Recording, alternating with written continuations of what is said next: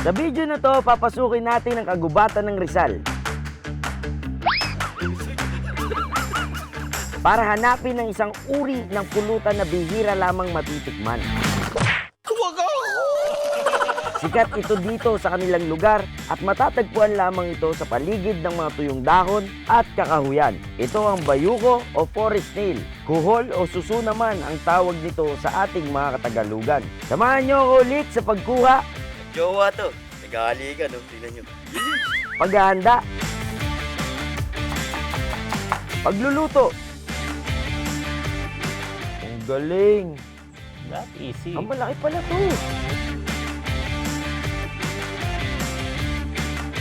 Kainan. Ayan na. Uy.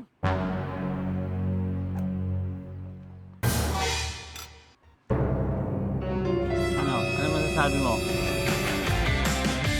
At syempre, Tagayan. Kasama ang ating mga certified PG, dito naman yan sa Barangay Sipsipin, Hala-Hala, Rizal. Kaya tara na't mabusog, malasing at mag-enjoy sa buhay. Ito ang pulutan serye ng Sambayanang Walwalero. Patay gutom ka ba? Biyahing PG na!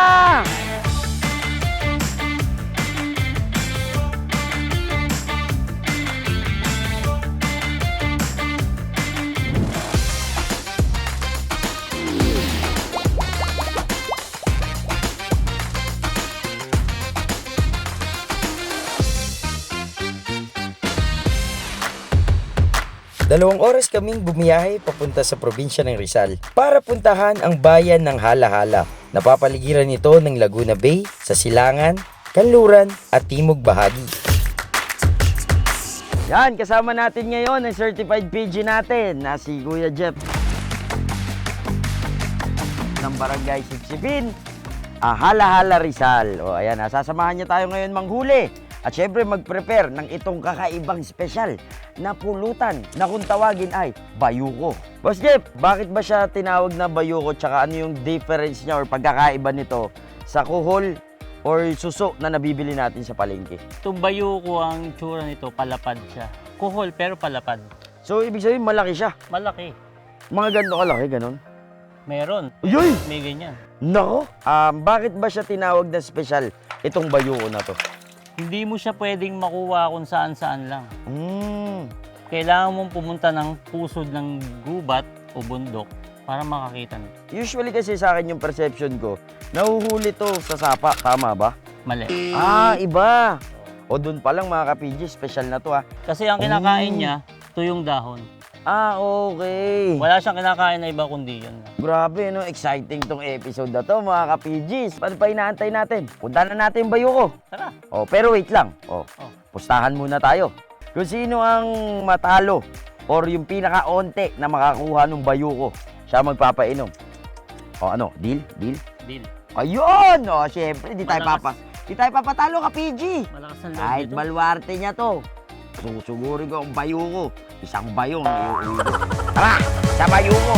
Don't wait for tomorrow. Live for today. Keep chasing the sunshine and go out and play.